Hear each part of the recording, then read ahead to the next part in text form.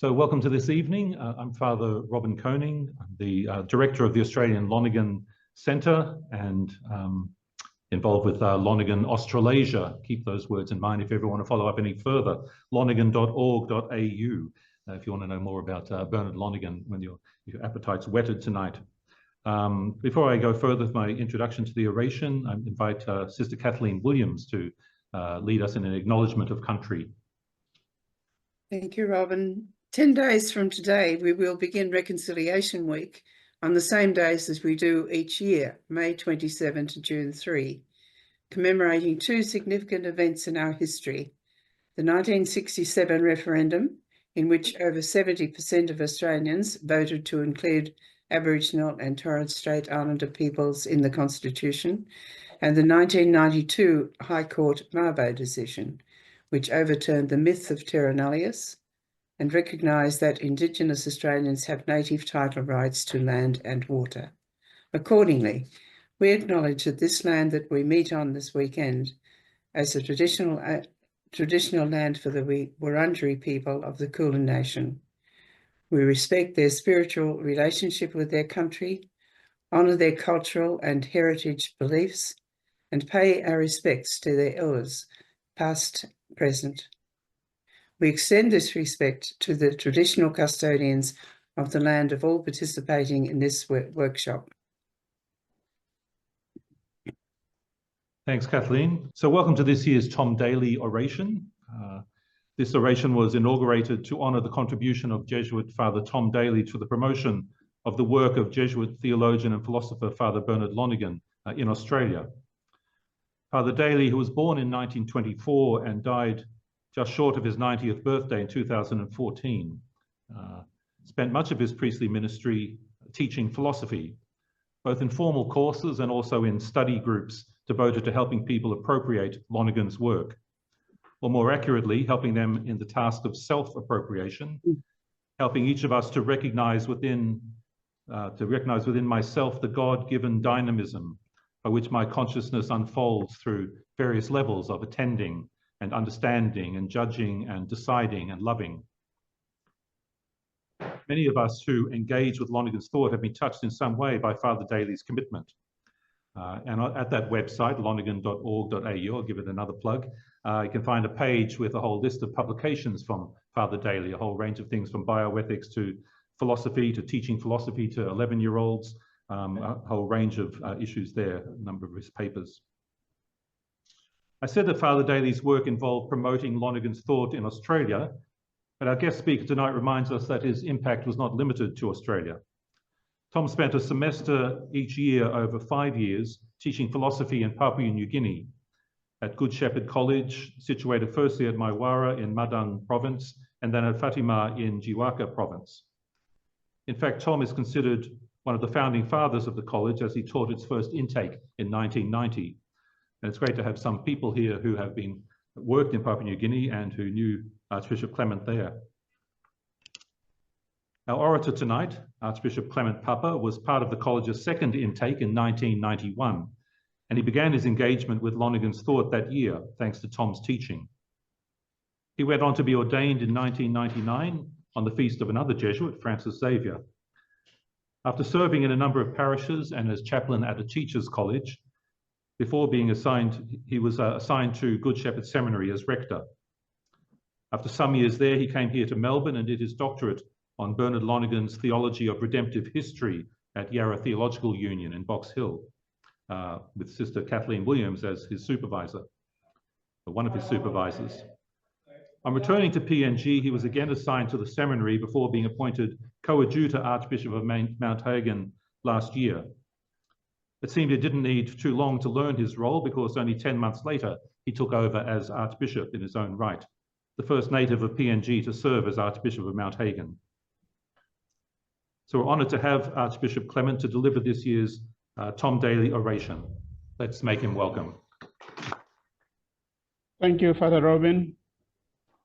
I'm grateful for this opportunity given by the Australian Lonergan Organising Committee of 2025 to be part of the celebration of Professor Tom Daly's life, and so honoured to present the Tom Daly Oration 2025.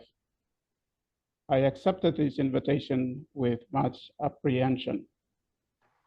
Tom Daly, a Melbourne-based Jesuit, occasionally flew up to Papua New Guinea between 1990 and 1993 to teach philosophy at the newly established Good Shepherd Seminary in Madang and then in Hagen.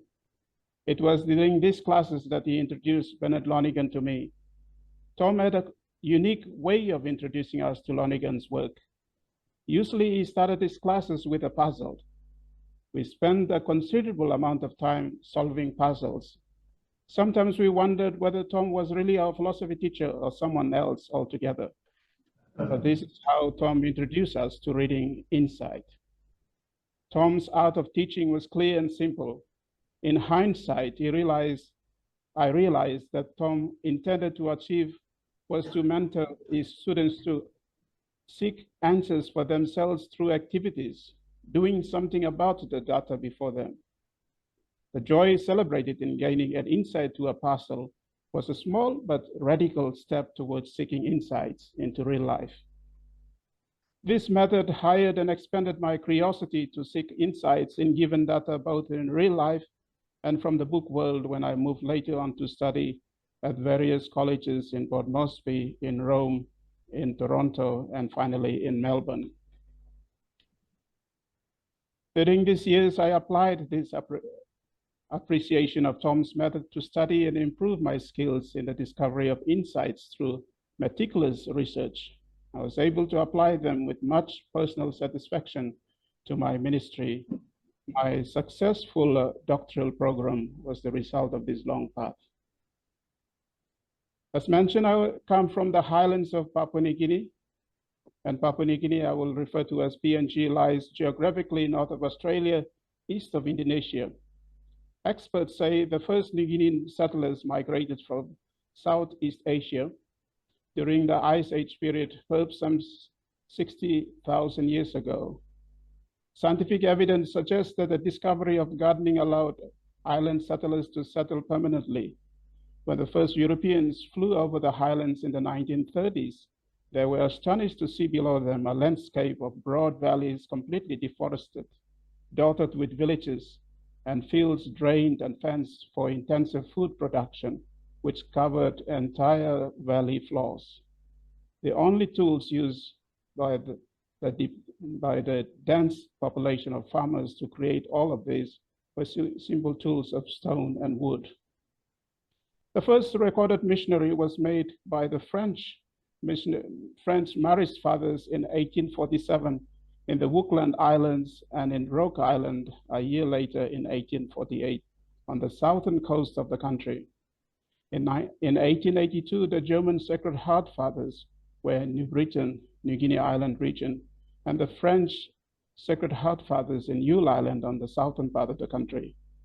In 1889, the first German Divinewood missionaries landed off the north coast. It was almost half a century before the New Guinea highlands were opened for the first missionary activity. There were different expeditions in 1933 to reach my part of the world. 3 groups.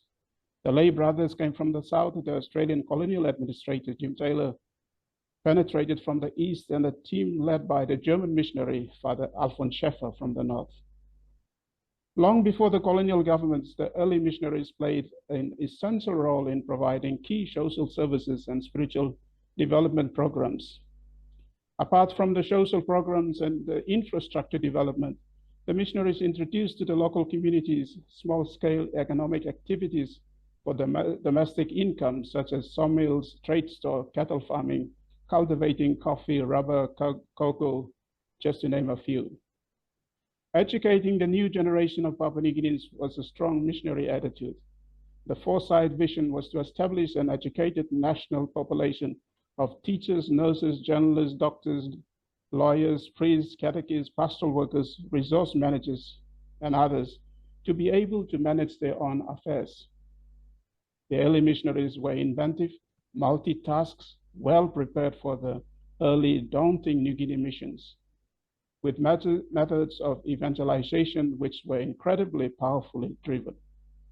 No doubt, the early missionaries worked very hard. Their legacy is still fresh in the memories of the contemporary PNC Catholics. This presents a huge challenge to me and my colleagues as we take on the new role of evangelization. We are challenged by what has been left in the legacy of the early missionaries. In fact, PNG is a tough place for missions, and the modern mission in PNG is a scary business. I shared this narrative to sum up Tom Daly's life in its mission to PNG and its contribution. Since independence, PNG has enjoyed some extraordinarily exciting times in the making of a single and unique nation out of 1,000 tribes. But this drive towards social integration in the post-independence area has brought enormous social challenges.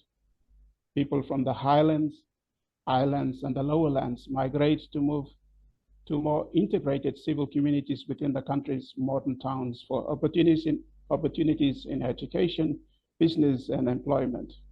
Consequently, new tensions began to emerge. Some of these tensions threatened educational, cultural, political, and the socio-economic platforms of development. Thus, they disrupt the central drive towards national unity. The civil war on the island of Bougainville is a case in point. Christianity has been a positive participant in crafting the unity of the PNG contemporary society, and it continues to do so successfully. Yet the Congregational European and American Divisional Christian Church affiliations have brought in new categories of division among family members in traditionally based tribal units of communities. The intensity of radical social change has dislocated the place of law and order in PNG modern society. As a result, there is the experience of disorder, forced tribal democracy, and weak national political institutions, including the politicization of the public services, leading to dysfunctional and inadequate provision of social services and civil infrastructure development. Public national institutions have succumbed to institutionalized corruption at all levels of business and government. Even the church has not escaped from this. Grassroots corruption is rampant, and there are problems caused by claim culture. There is a perceived shortage of land for effective integral human development. The massive impact of legal and illegal drugs have also hampered social development. The HIV/AIDS virus has spread at an alarming rate and continues to increase. Increased population growth at a rapid rate has made considerable demands on the PNG government to modernize and expand the national welfare and social benefit schemes. Inadequate planning and lack of technical expertise has caused both funding and resources to be invested in non-privatized areas. Both lack and neglect of government services has forced many rural dwellers to migrate into the cities, and these people would commonly find shelter in squatter settlements. The urban migration population in PNG towns and cities continue to rise, particularly in the poor settlement areas, which are already overcrowded. And this is making critical demands on governments to expand social services. There are insufficient city housing programs, no proper clean water system, no modernized sewage systems. Sections of these growing cities are not serviced with reliable electricity supply, sanitation, or adequate transport system. The squatter settlement, as they call it, are particularly neglected. Hence, housing, where it is available in many PNG towns and cities, have become virtually unaffordable. Poor political decisions have led to the depletion of forest, sea, and extract resources. Health funds have been chopped from the national budget allocations, leaving hospitals and rural clinics staffed to essential resources. Schools are overcrowded and have not desks, textbooks are scarce, and teaching staff are stretched to the limits. Rising dropout figures in schools have left more young people unemployed. Consequently, law and order issues have escalated significantly. The culture of corruption has deeply corroded and political process, which is now characterized by dysfunctional institutions and civil governments. Even my own city of Mount Hagen has no one in charge of the city amenities for dispatching rubbish or fixing city roads marred by huge potholes. Successive governments over the years since independence have failed to provide adequate civil services to its citizens. Overseas support grants were many times diverted elsewhere and never reached the intended areas where the majority of the population live. It has come to a time now that PNG public want their government to be responsible, to prudently manage the daily cash flow from the national purse, to deliver and maintain basic government services, to expand the agricultural sector and boost the national economy. They expect the government to provide employment, dissolve decision-making processes to the district level of administration, and translate the massive income from mining and gas industry into transforming healthcare, education, and social welfare services. Local rural dwellers these days often remind about what has happened since independence. They frequently speak of how normal operations of schools, outposts, policing, and agriculture established in colonial times have now all collapsed. Essential assets of significant state infrastructure, such as airstrips, wharves, rural public housing, roads, and bridges are now all in bad shape. Basic provisions of public servicing and rural infrastructure have neither been maintained nor expanded. As I pondered deeply on these challenges, it impelled me to explore into the heart of the matter.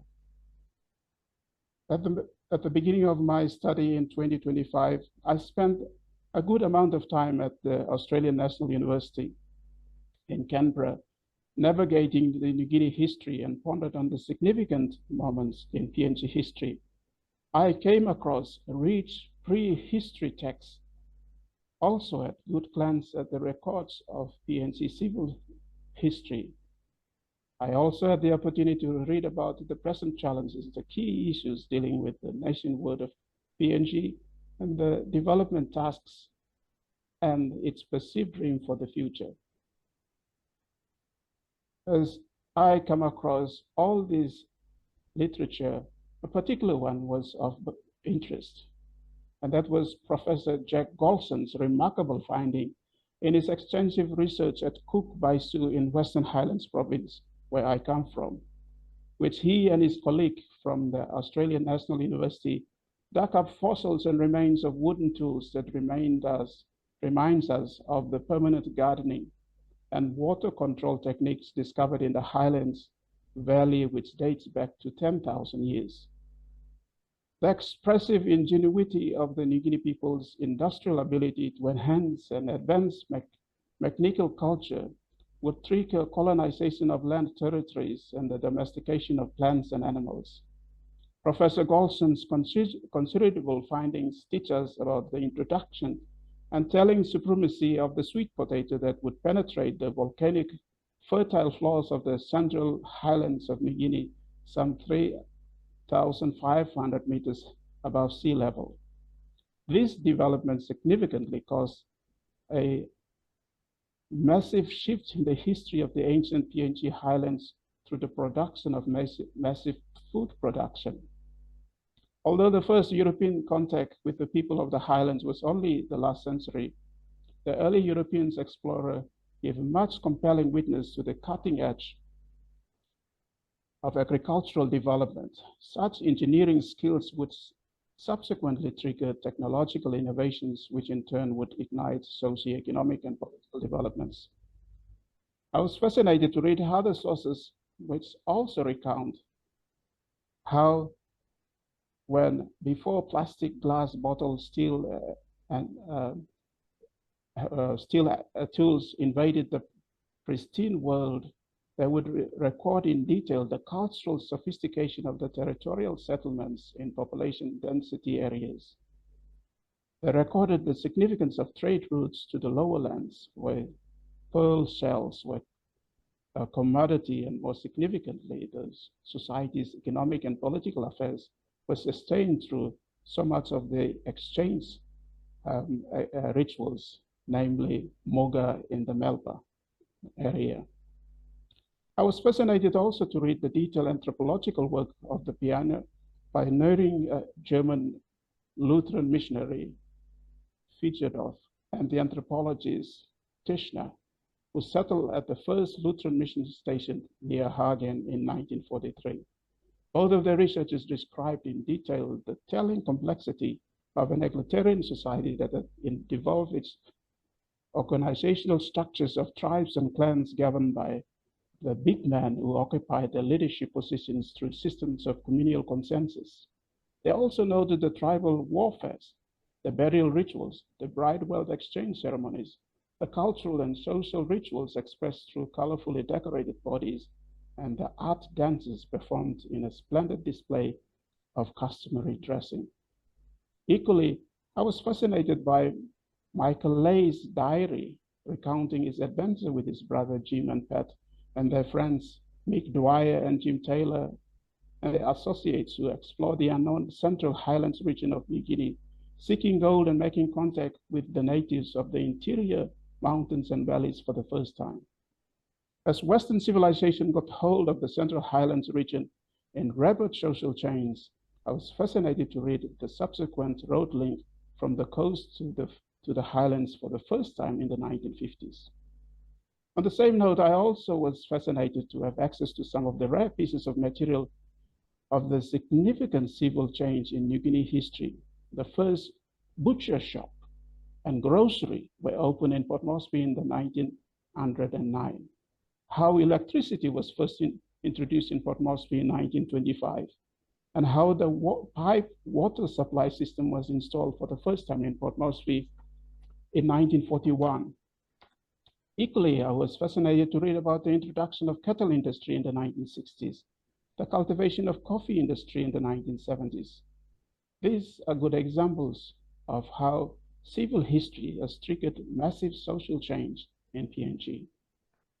Challenged by the PNG social concerns, I'm pondered on some options to seek solutions, while reflecting of how to work towards. Tony Lonergan's method posed me a possible option. Subsequently, I was drawn to Lonergan's idea of history. In my intensive reading into Lonergan's interest in social concerns, it led me beyond Lonergan's famously published works. It guided me immensely into discovering some undiscovered material which were actually unpublished. In my careful reading of Lonergan's early unpublished essays, gave me some clue to the evolutionary path of his theory of history. I realized that, like me, Lonergan was disillusioned by the massive measure of social change in his world of the 1900s. Hence, he lived in a time of deep global crisis. Reading from the biographies, Lonergan was 22 when he went to Heathrow College, London, for philosophy studies between 1926 and 1930.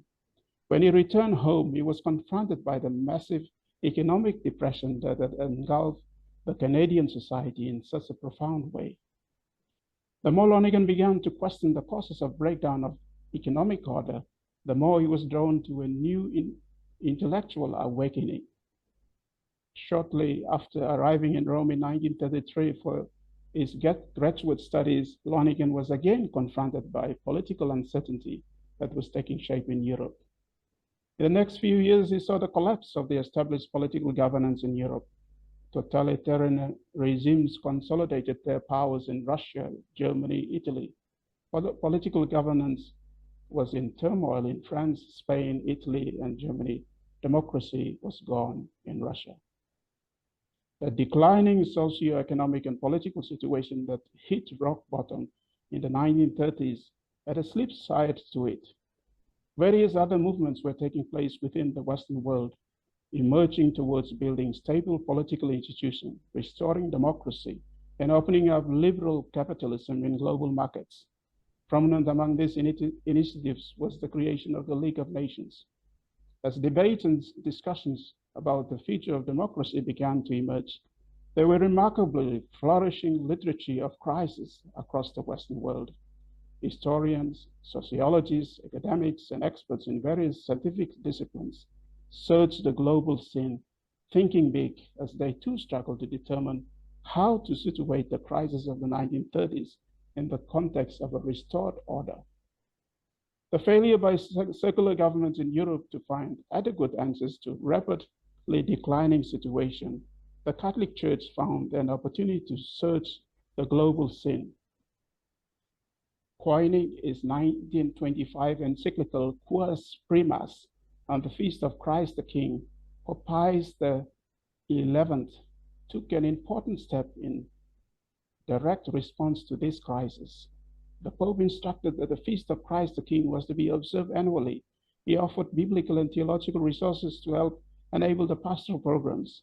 He made it clear that this call was not only to the individuals and church alone, but to all of society and its rulers.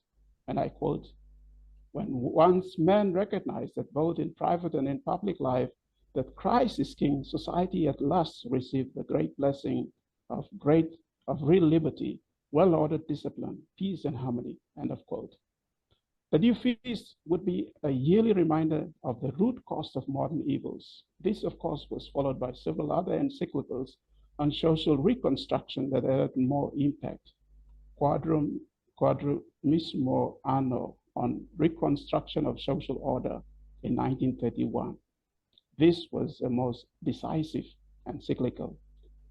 Later, Non Abia Bison, Catholic Action in Italy, and Nova Imperit on the economic crisis in 1931.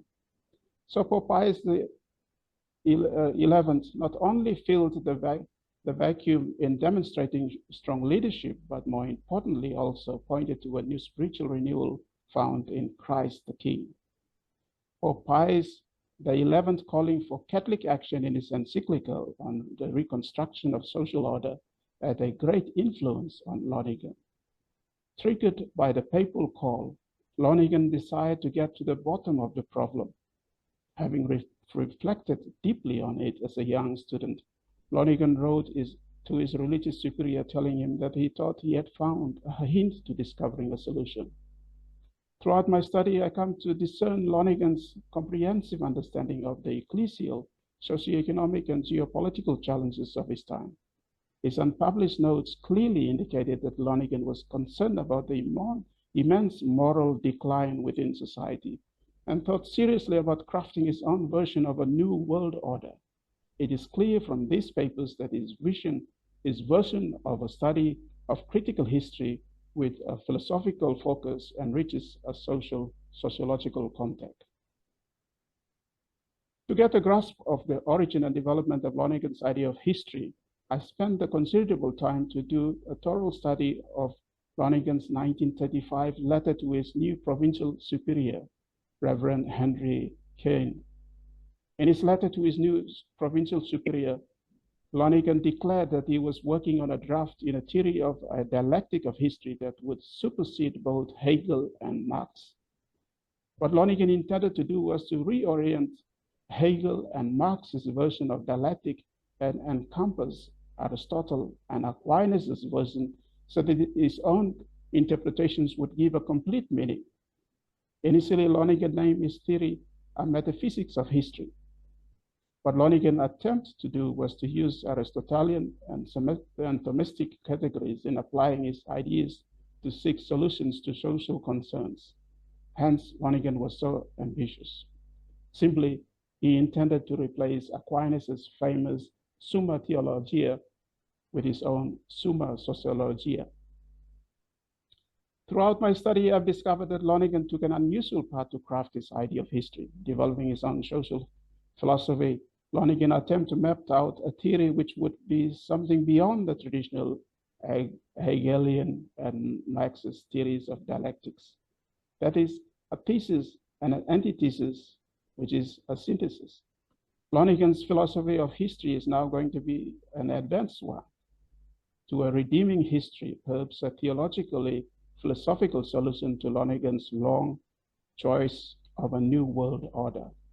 Hence, what is to be found in Lonergan's threefold dialectic is to be progress, decline, and renaissance, somewhat a resemblance to the Platonic Hegelian pattern. The advancement is seen in Lonergan's adoption of Isaac Newton's law of physics, to improve his new narrative of a new-fold dialectic. Lonergan affirms it in his later writing when he wrote, and I quote, "It was about 1937 to 1938 that I became interested in a theoretical analysis of history. I worked out an analysis on the model of a threefold approximation. Newton's planetary theory had a first approximation in its first law of motion. Bodies move in a straight line with constant velocity unless some forces intervenes. There was a second approximation when the addition of the law of gravity between the sun and the planet yielded an elliptical orbit of the planet. A third approximation was reached when the influence of gravity of the planets on one another is taken into account to reveal the pertinent eclipse which the planets actually move. This newly adopted narrative of a theological scheme would include this equation: progress shall be understood in relation to nature created human beings. Decline shall be understood in the fact of sin. Likewise, renaissance will be understood in the interpretation of grace. This equation is in fact a transitional line that combines this triple dialectic of history to a threefold theological process that progresses its work towards a redemptive theology. Integrating St. Augustine's teaching into his own interpretation, Lonergan proceeds to clarify a line of thought intended for redemption. That is, as frail human beings, we are prone to fall, and the human nature is inclined to sin, yet the love of God restores us to his grace. This theological nuance calls mind to an Augustinian reference. We offer our Creator in sin. Repentance pleases God, yet death deems punishment to humanity as God's wrath. Briefly, however, these three, creation, fall, and redemption, are not purely separate entities recognized in three different stages. These events encompass the whole fabric of human living: social, historical, structural, institutional circumstances, which underlie concretely humanity's entire existence. Moreover, these aspects, nature, sin, and grace, operate concomitantly at different times, places, and generations. Lonergan's narrative of an ideal line of history features the development of his theology of redemption in a significant way. Essentially, what forms the bedrock of his theological narrative is the experience of the concrete social events. These social events encompass largely the character of his theory of a triple dialectic: history's pattern of progress, nature, decline or sin, and renewal or redemptive grace.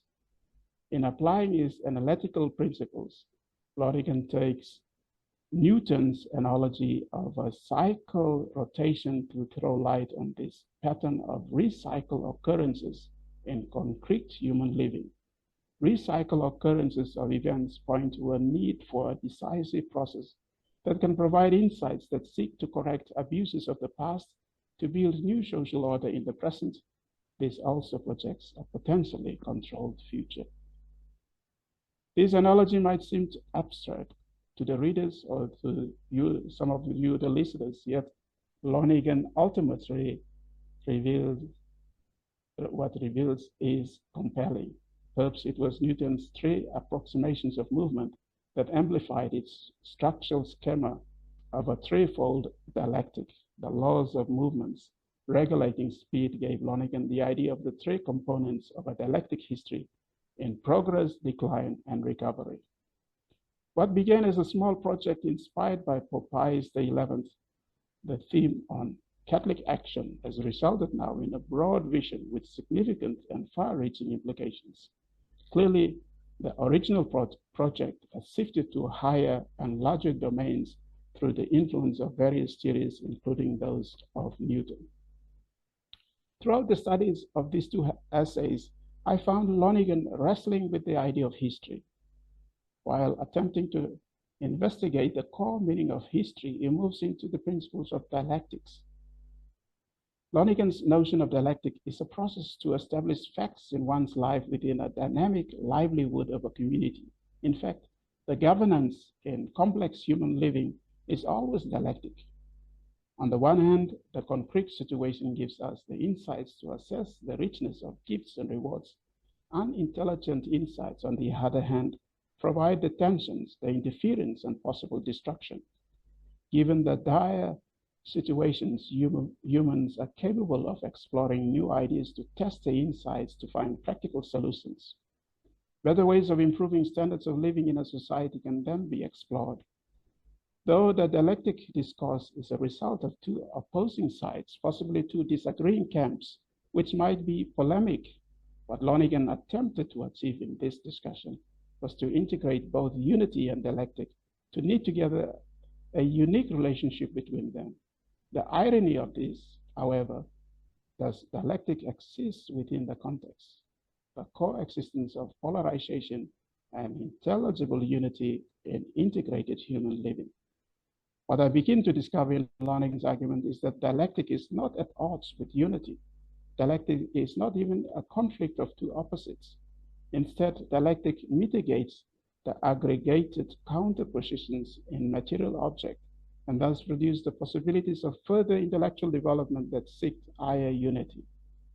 This process can be acknowledged in culture, more practically in domestic, social, geopolitical, and juridical forms of society.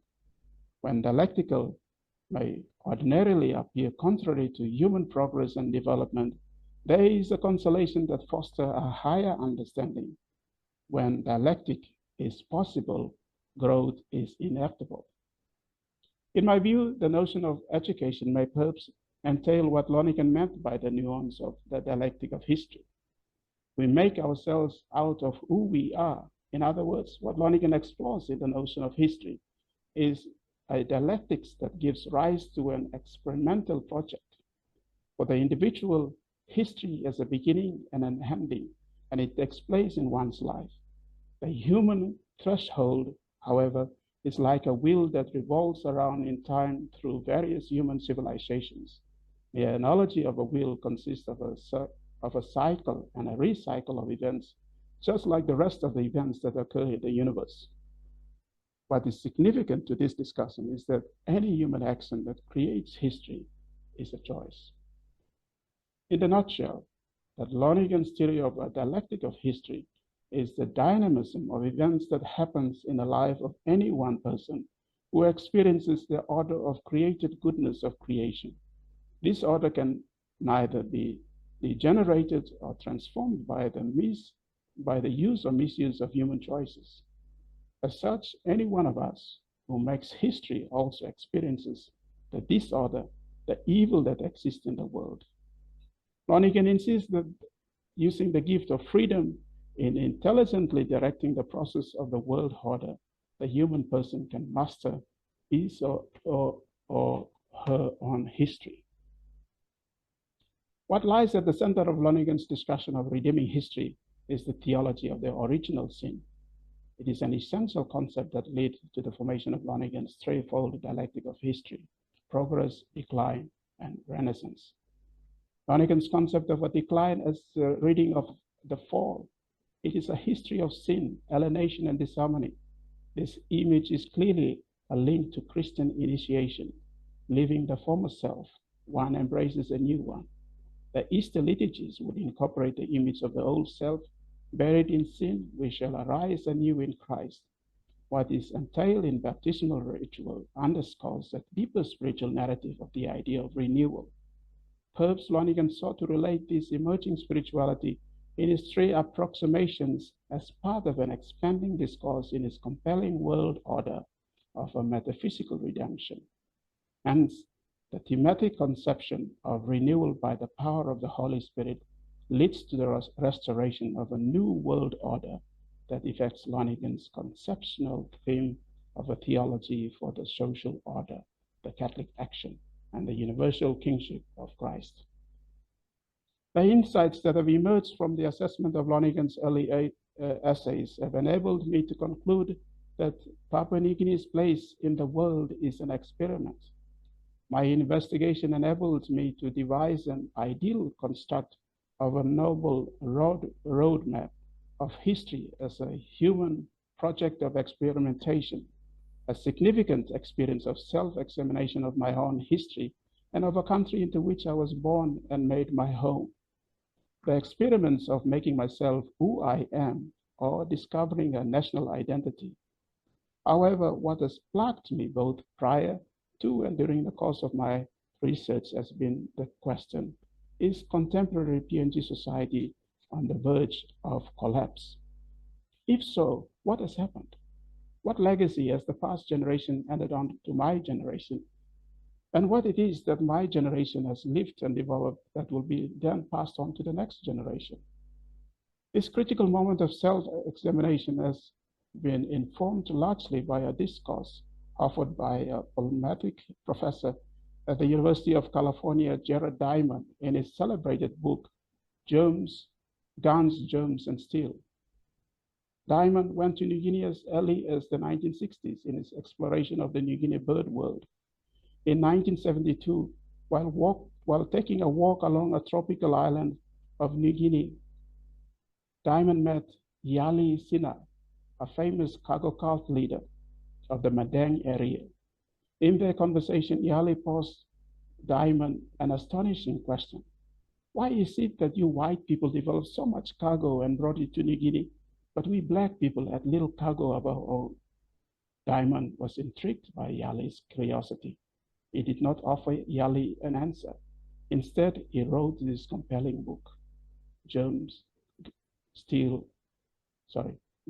Germs, and Steel.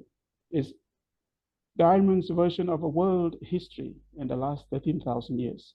In it, Diamond narrates complex evolutionary process of human civilization.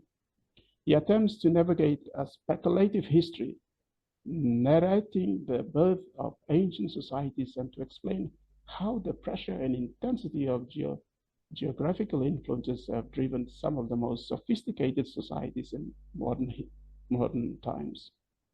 In his subsequent book, Collapse, Diamond focuses on the corrosion and extinction of some of these civilizations. He speculated on reasons why the choices of some of these ancient societies caused the failure of their developments, while the choices of others caused them to disintegrate and eventually become extinct. Diamond considers New Guinea to be a success story. Hence, he deliberates New Guinea not only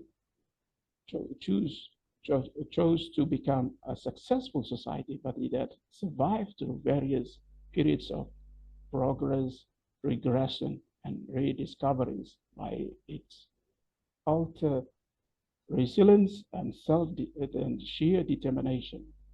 From the prehistory times to the present, New Guinea has withered its breathing storms through numerous generations. And I quote from Jared Diamond's work, New Guineans already adapted in the past to such big changes as the extinction to Pleistocene megafauna, glacier melting and warming temperatures at the end of the Ice Age, the development of agriculture, massive deforestation, volcanic tempera fallouts, El Nino events, the arrival of the sweet potato, and the arrival of Europeans. Will they now also adapt to the changing conditions? End of quote. And I answer, yes, they certainly will. Diamond maintains this is a striking affirmation that Diamond reveals about an illuminating reality. New Guinea's earliest civilization and history have been amazingly robust and sophisticated. They continue to be so to the present. There's a future promise of confidence as the newborn nation adapts to revolutionary changes. What enabled the success story of the ancient PNG society was its ability to adapt to enduring challenges. In his analysis, Diamond exposes the strength of the contemporary society to Yali and his generations. They have inherited an ancient yet rich and robust society handed down through numerous passages of generations to the present. Your Grace? Oh, sorry, it's a bit hard interrupting you in this. I can't just wave if you were here present. You've got 10 minutes from now, if that's okay. Good. Okay, good. So the PNG experiment. The PNG experiment is a charter constructed in this thesis from Diamond's speculative history to embody Lonergan's idea of history, so that there is a conversation to engage the principles of progress, decline, and redemption within the context of massive social change experienced in PNG's nationwide. Because it is of national importance, a constructive conversation is imperative. As the conversation takes place, Diamond's suggestions prompt more questions to be pondered on several fronts. What made New Guinea so resilient? What did the pre-colonial New Guinea society strive into a complex society with the development of superior garden skills triggered by high food production? Yet the New Guinea experiment raises more points for discussion. In fact, what Yali symbolizes in his tough-provoking question sparked my critical self-examination on what history entails in New Guinea's process to complete nationhood. In fact, Yali's question is not just taken in isolation, but must be considered as part of a larger conversation and remain open to question what actually happened in one's own life. This entails the consideration of the clash between two cultures, the European and New Guinea, as PNG states society takes its shape. It is important when it is remembered that Yali's own ancestors were adopted during the early pre-colonial times by the expanding imperial powers and thrust into a completely alien system of thinking and living. With this in mind, it is small wonder that public institutions and systems of government set by colonial governments, which we have inherited, are no longer functioning today, or if they are not even relevant. Ironically, Yali symbolism is a threshold in an evolving divide, the clash of two systems. This brings me to the critical conversations that takes place at the heart of it all. Is Lonergan's idea of history. In a nutshell, what Lonergan uses of a Western philosophy of history, what does that mean to a Melanesian philosophy? How do I share the dialectics of a Western civilization within the system of my own society and how it deals with the narrative of history? To a Melanesian, the Western philosophical theory is a history considered somewhat abstract and impersonal. Its intellectual framework and assumed rational superiority stand in sharp contrast to the New Guinea's passive, receptive, descriptive storytelling approach to the record of its history.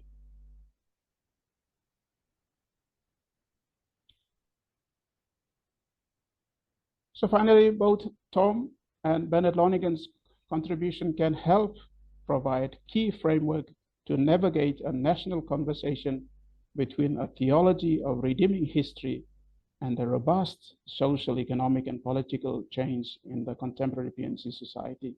It is my firm belief that Lonergan's distinctive narrative of a theology of redemptive history does contribute to cultivating a new and relevant theology.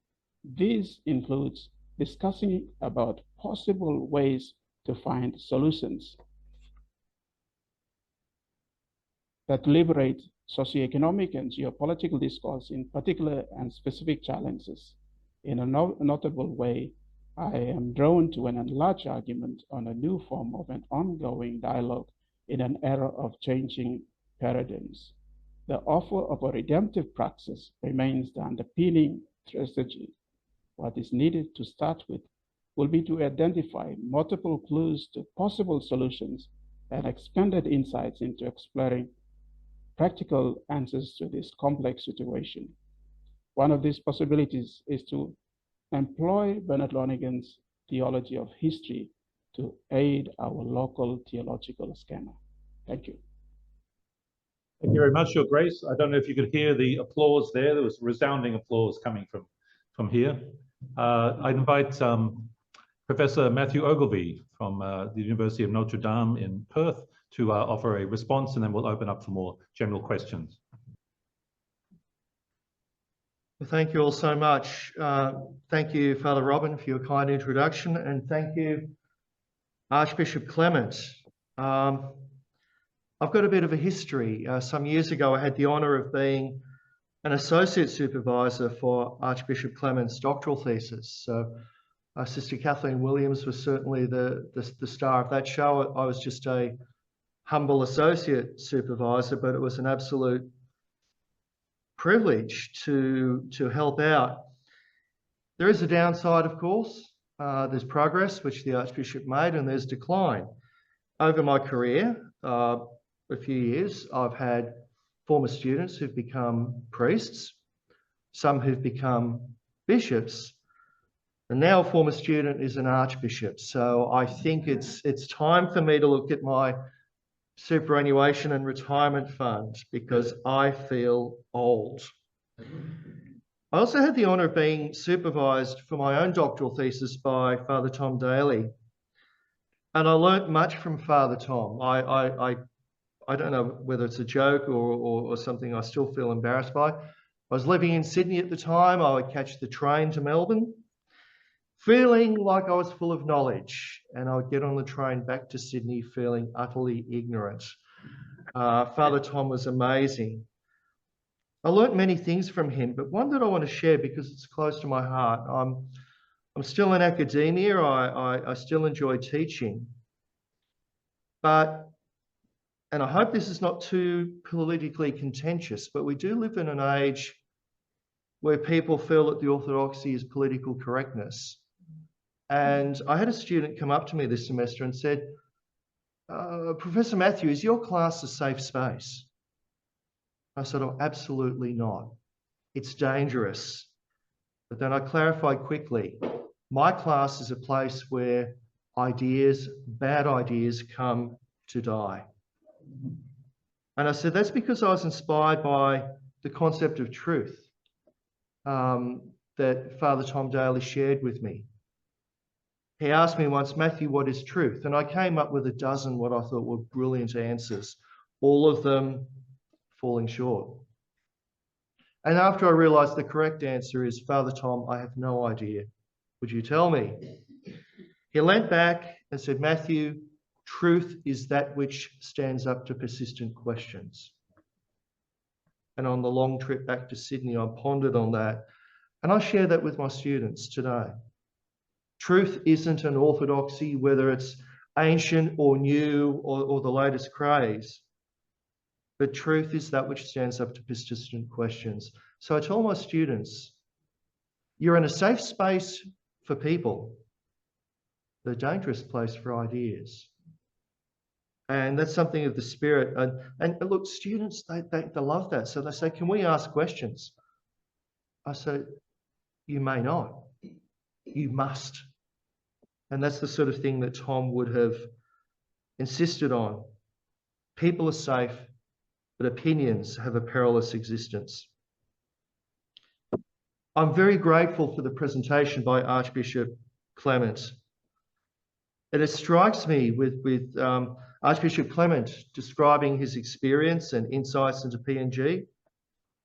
It highlights for me the importance of the philosophy and theology of Bernard Lonergan. And it's particularly important for a country like PNG, a country that has the most languages in the world. The Archbishop can correct me the way that Father Tom used to correct me, but I believe PNG has over 780 languages in a country that is so small. It has rich cultural variety. The seaside, the islands, the highlands all have their distinct and unique cultures. And this is where I find that Lonergan's work on classicist ideology is very important. That idea of classicism, which is that there is one culture for all people of all times to which all must aspire. Now, we're very used to the concept of multiculturalism. I think that entered our vocabulary back in the 1970s. But very often that multiculturalism is superficial, in my humble opinion. And that's because we don't understand, firstly, what culture is, and also what cultural and historical consciousness are. And this is where Lonergan is very important and why I'm inspired by the work of Archbishop Clement. Because when we heal classicism by historical and cultural consciousness, we ensure two things. One, and this is what was conventional a number of years ago, that in a country like Papua New Guinea, we could translate the message of Jesus into terms that could be understood within different cultures. But then there's the next phase, that the people of cultures such as PNG can make their own unique contribution to the world. And this is why I think that Lonergan and Lonergan scholars like the Archbishop are so important. Archbishop Clement highlighted the social problems in PNG, and they are many and they are serious. But Lonergan's historical and cultural consciousness encourage us not to expect the answers to come from overseas. And I hope I don't get too political here. For my many sins, I am involved in politics, and I was talking to, and I'll keep he, she, or it anonymous at this point, because they were referring to the challenges of PNG, and they suggested that the way to solve those challenges was to recolonise PNG and have a more Australian form of government. And you can imagine the animated conversation we had, because it's important that the challenges of PNG are not met with the solutions that we had in Europe or America or even Australia many years ago, but that the challenges of PNG are met with genuinely PNG solutions, that they come from the people. And as Archbishop Clement noted, PNG had its own solution to the food supply thousands of years ago. And that's just one example of realising that the current challenges of PNG are solutions. They're met with solutions that rest on PNG knowledge, wisdom, and insight. And as with the rest of the world, the social changes that we have are being magnified in PNG. How do we deal with that? As the Archbishop pointed out, Lonergan's account of history accounts for progress and decline and redemptive history. From European insights, and this is going back to the Holy Father, he noted that orientation to Christ heals the root of modern political evils. And I agree with Archbishop Clement that this is important to the ecclesial and political problems faced in PNG. And this is something that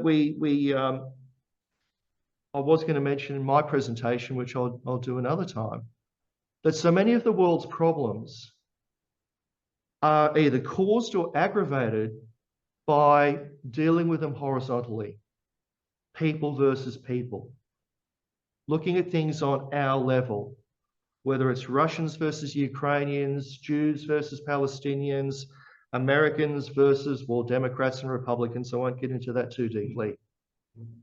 But what is the answer? Is it to continue these struggles on our level? Or is it to take a higher perspective, a bit of vertical finality, if I could call it? And in the case of our Christian tradition, to say that history can be redemptive if it's focused on Christ and Christian values. And that's an important message for all of us. The Archbishop's presentation focused on the PNG context, but what he said about PNG and Lonergan is relevant, in my opinion, to all nations and cultures. I guess, oh, this is being recorded. I was going to say I could deny this later, but, well, I did live in the United States for some time, and I lived for a longer period in the Great Republic of Texas. So it breaks my heart to see what's going on there at the moment. But dare I say that if he was so inclined, that the current president of the USA could learn a few lessons from Archbishop Clement. That instead of the nonsense that we have with MAGA and Democrats versus Republicans and MAGA Republicans against Bush Republicans, we should consider Christ and redemptive history in our Lord and Saviour. If we understand the dialectic of history, we can have hope. And we see that expressed in Lonergan's writing on redemptive history. I certainly hope that the insights shared by Archbishop Clement into history, tradition, and redemptive grace are relevant not only to PNG, but they can be applied to the rest of our broken world. Archbishop Clement, thank you so much. And ladies and gentlemen, before we pass to Father Robin for Q&A, would you please join me again in acknowledging Archbishop Clement?